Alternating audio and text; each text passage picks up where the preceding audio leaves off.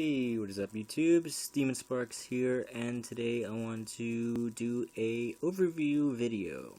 And today I have with you guys to show is the Nikon Coolpix L810 camera. This is a 16.1 megapixel camera. It has 26 times wide zoom.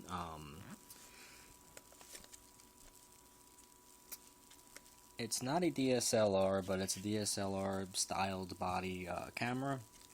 The TFT LCD I do believe it's a TFT LCD display. It's 921,000 K dots, or 921,000 dots. I don't exactly know what that means, but I know it essentially means it's a high resolution display, which it is.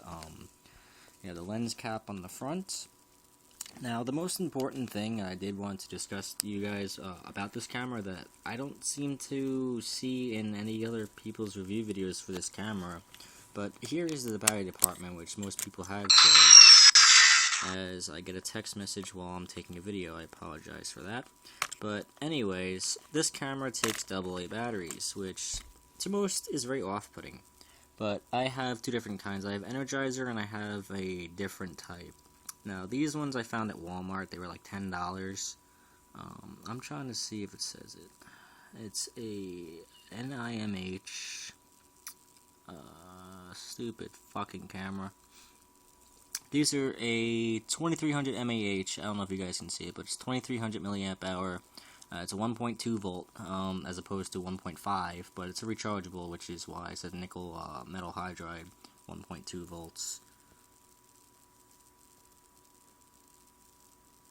And you can barely see it up there because of the flash or the camera light. I don't remember which way it goes back in.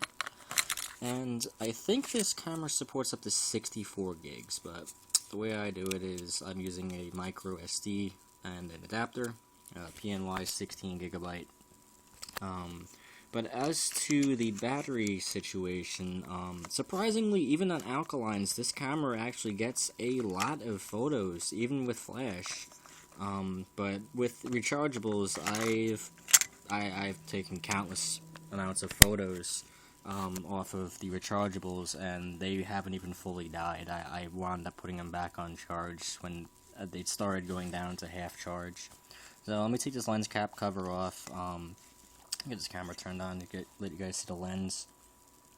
The lens is an immaculate shape, not a single scratch, nothing. You can see a lot of the dust particles around the edge. Due to the camera flash on the video, but the lens itself is perfect condition. I picked up this camera used. It was $130, I believe, for it, so it's a reasonable price. The eBay prices are pretty standard on this. And go ahead and turn it on. When you turn it on, there's a green little light where the power button is, and it'll light up. And you also have stereo microphones, and I have to say the most impressive thing on this camera, besides its photo quality, is the sound quality on the for videos. The video quality itself, I am not too fond of. It does 720p. It also does have HDMI, AV out, and DC in, which I don't have any of those. I only have an HDMI cable. To be honest, I don't even know how to hook up the USB to this thing. I'm assuming since that's the USB thing, it's right there, but I don't have a cable with it. It never came with one. But I just take out the memory card and do it that way. So, you see if I can pull up a couple of photos for you guys to see. I was doing some test photography with this, and kind of figured out the other day I was using it a little bit wrong with the settings, so I'm going to load up a photo. It's a lot better, I would think, to show photos through video, but maybe wrong. Here's some test photos I took. I'm hoping the quality will show up pretty well for video, but to show a representation of photo quality over a video is just really, really hard to do. So if you guys want, you can go on to my Facebook fan page. It's facebook.com/likedemonsparks, all as one word, LIKEDEMONSPARKX.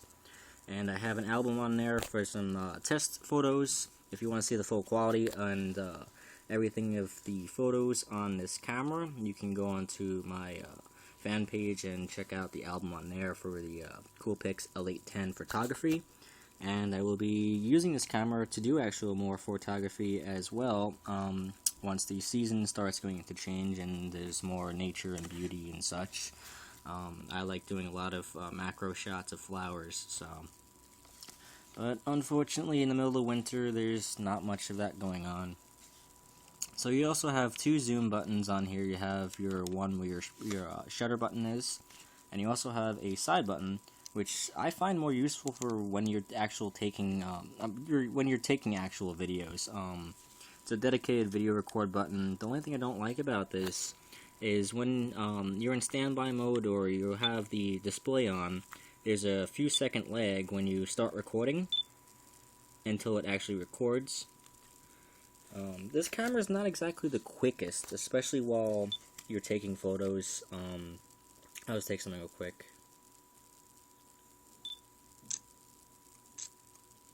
Took a shot, and then when it's flashing like the 29, you have to wait for it to finish writing to the card before you can select your menu.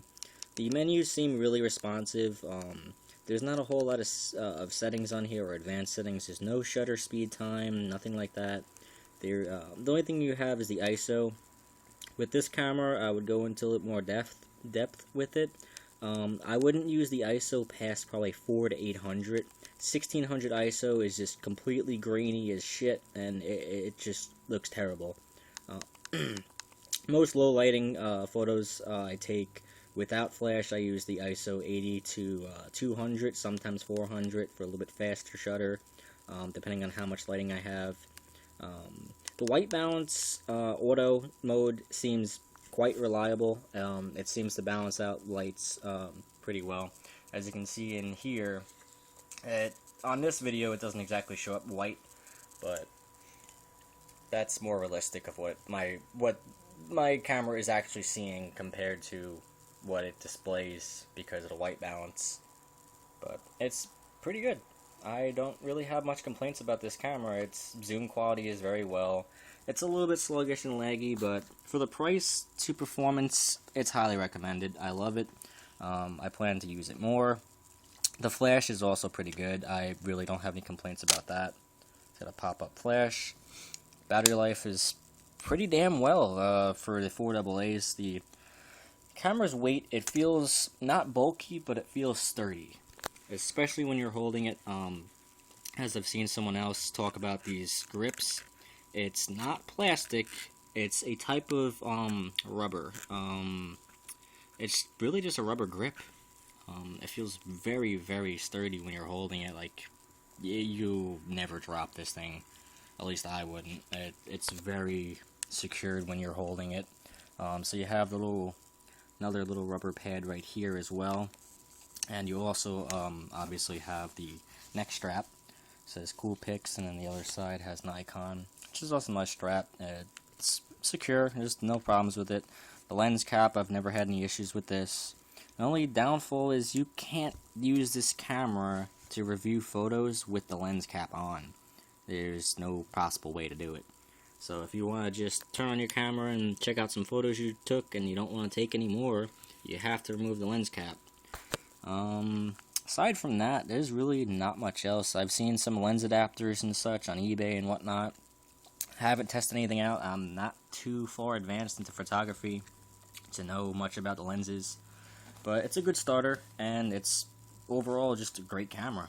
So I hope you guys enjoyed, and I hope I was thorough enough about this camera and doing an overview on everything.